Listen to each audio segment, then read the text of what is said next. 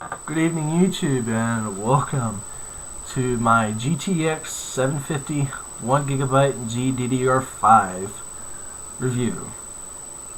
Now, a little bit of backstory on why you come up to this if you're just now finding my channel. What I had originally in my computer over here, I had 512 megabytes of integrated graphics on a 2 GHz quad-core AMD CPU, and 6 gigabytes of random access memory. I had a 500 gigabyte hard drive, and that was pretty much it.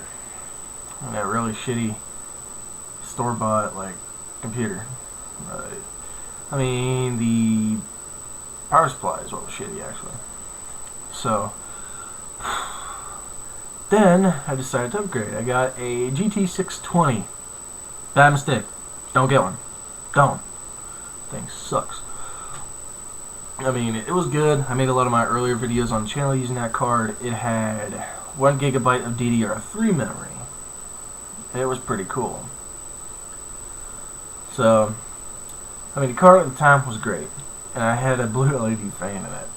I mean, but back last Christmas, I had the opportunity to order a new card. What was the new card I ordered, you might ask? Well, it was a GTX 750 Ti. I also ordered a couple other little upgrades, a 430 watt power supply, and a Sound Blaster Audigy FX 5.1 surround sound card, which I'm using to power these kind of high quality Sony headphones. But that's really beside the point, you know.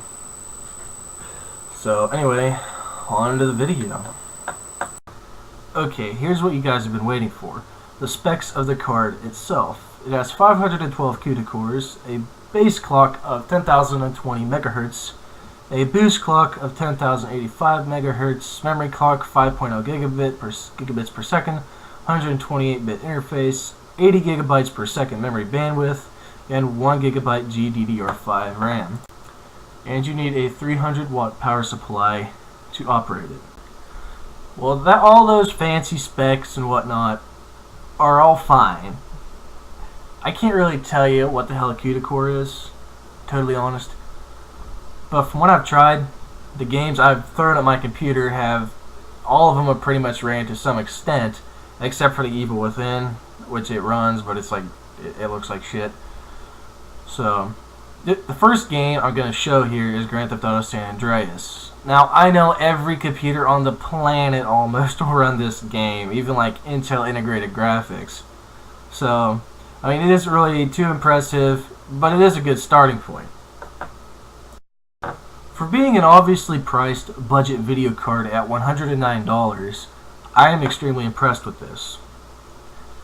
This is BioShock Infinite Burial at Sea Episode 1, which for me at least played hell on my 620, running in NVIDIA Surround at 2048 by 768 resolution on the Ultra preset while recording. It's playable, but it's chugging along when you're not recording.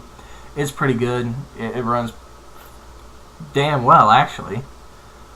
I mean, every game I've thrown at this, as I mentioned earlier, has played. Some are better than others, and some are not. This is one of the examples of an extremely well optimized game, so if you have games like this with this card, you're going to have a pretty damn good performance, or gaming experience, whatever you want to call it.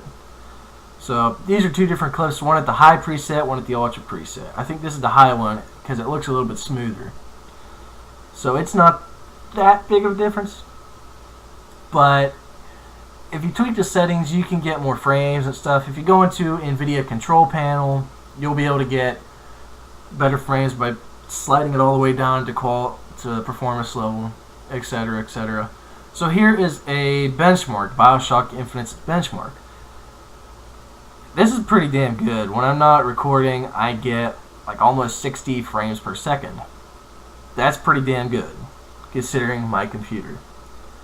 Anyway, to wrap this whole thing up, this card I would legitimately give an 8 out of 10. It runs great on well-optimized games. It takes any lowly computer and turns it into a beast, but some games just don't work right on it. Alright, YouTube, I'll see you all.